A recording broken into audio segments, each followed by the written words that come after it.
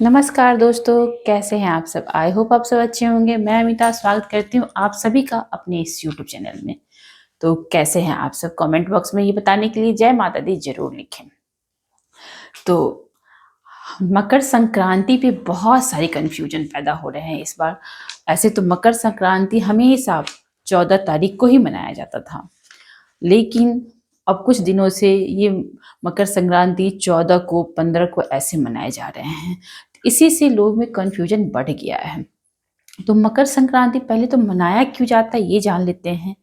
जब सूर्य धनु राशि से मकर राशि में प्रवेश करते हैं तो मकर संक्रांति माना जाता है। सूर्य कहा जाता है सूर्य अपना राशि परिवर्तन कर रहे हैं।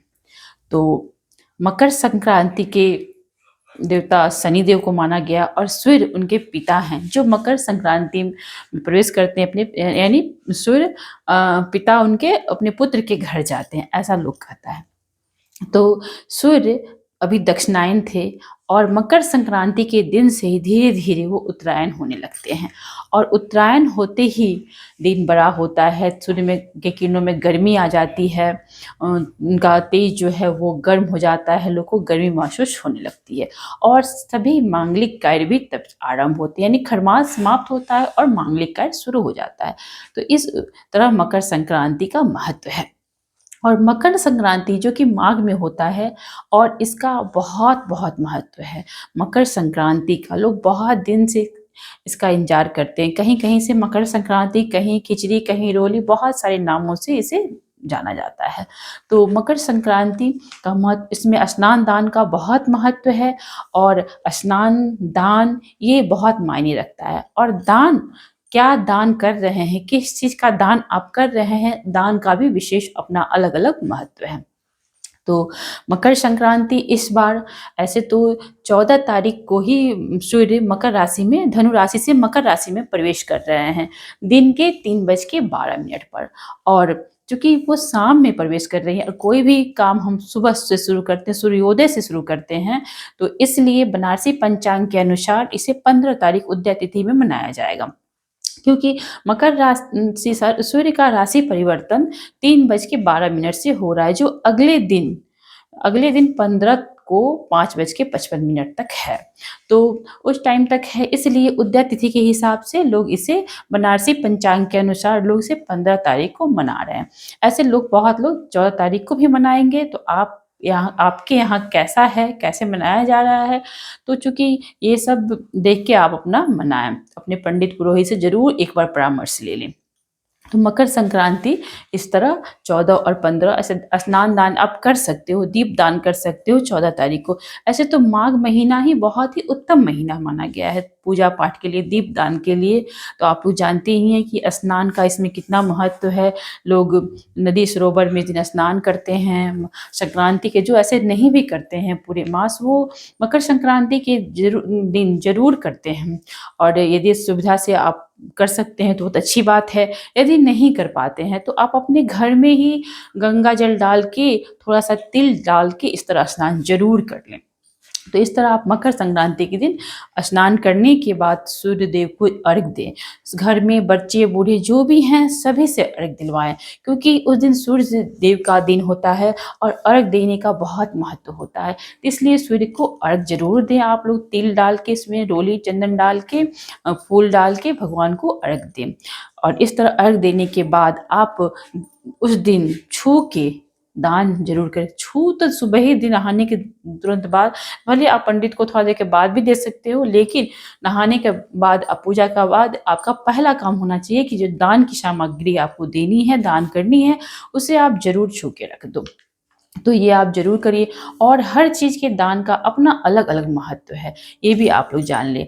जैसे कि खिचड़ी, इसे बहुत जगह खिचड़ी बोला जाता है, तो खिचड़ी के दान का भी इसमें बहुत महत्व है।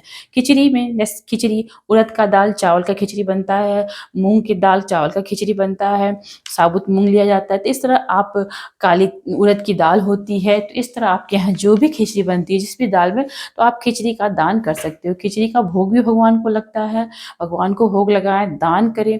इससे आपके घर में अन्न धन की कभी भी कमी नहीं होगी, अन्न धन आपके घर में बढ़ते ही जाएगा। इसलिए खिचड़ी दान बहुत लोग करते हैं। दूसरा, इसमें गुड़ का दान किया जाता है। गुड़ यानी शक्कर। शक्कर का दान करने से कहा जाता है संबंधों में मिठास होती है, इसलिए इस दिन गुड़ का दान भी आपको अवश्य करना चाहिए। तीसरी चीज़, आपको तिल का दान करना चाहिए। तिल तिल भी बहुत महत्वपूर्ण होता है।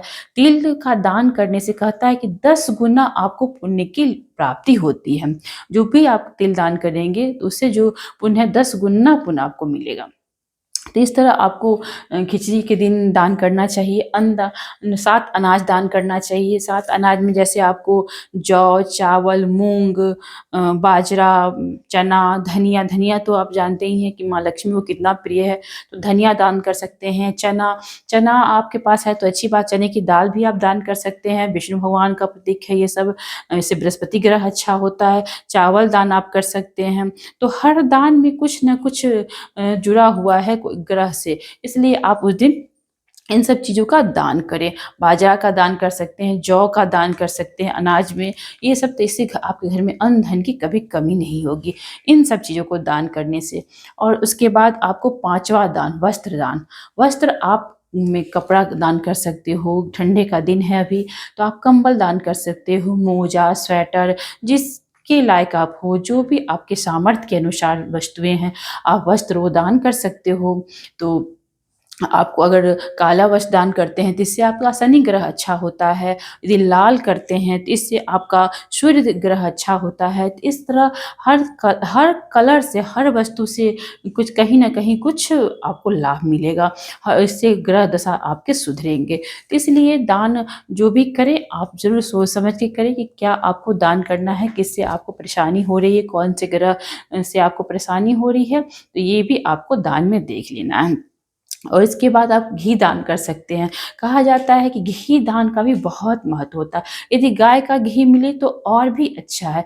घी दान करने से व्यापार में, आप भी जो भी व्यापार कर रहे हैं उसमें आपको लाभ मिलेगा। और घी नहीं है तो आप तेल का भी दान कर सकते हैं, इससे भी आपके व्यापार में तरक्की होगी। तो घी तेल का दान ज़रूर करना चाहिए। और नमक का दान भी करना चाहिए। नमक का दान करने से कहा जाता है कि आपकी दिन दशा सुधरेगी। इससे आपके जो भी ग्रह दोष हैं, किसी तरह का आपका कर्ज वगैरह है, ये सब भी आपके खत्म होंगे। इसलिए इसमें नमक दान भी करना चाहिए। और नमक दान, ये सब तो 7 वस्तुएं हैं जो आपको दान करनी चाहिए। ऐसे तो बहुत सारी ऐसी वस्तुएं हैं जो आपको दान करना चाहिए, जिसके लायक आप हैं, जो भी आपके सामर्थ्य के लायक वस्तुएं, वो आपको दान करनी चाहिए। लेकिन इन सब के बावजूद यदि आप कुछ नहीं दान कर पा रहे हैं तो कुछ नहाने के बाद कुछ पैसा, रुपया, द्रव्य ज़रूर दान कर दें। जितना ही आपको सामर्थ्य है उस दिन आप ज़रूरतमंद को, पंडित जी को ज़रूर दान करें। दान का इसलिए बहुत बहुत महत्व है। तो आप, और कोई भी वस्तु कभी भी हम दान करते हैं तो उसमें आप दक्षिणा ज़रूर रख दें। 1 रुपया हो सकता है दक्षिणा, 100 रुपया हो सकता है। तो अपने सामर्थ्य के अनुसार आप उस दान की वस्तु में दक्षिणा ज़रूर डाल के दान करें। बिना दक्षिणा का कुछ दान नहीं करना चाहिए, क्योंकि दक्षिणा दान करने से यदि हमारी में कोई त्रुटि होती है तो वो सब त्रुटि खत्म हो जाती है। इसलिए बिना दक्षिणा के हमें दान नहीं करना चाहिए, कुछ न कुछ दक्षिणा डाल के ही दान करना चाहिए। तो इसलिए दान का बहुत महत्व है। और हर वस्तु के दान के पीछे कुछ न कुछ रहस्य है।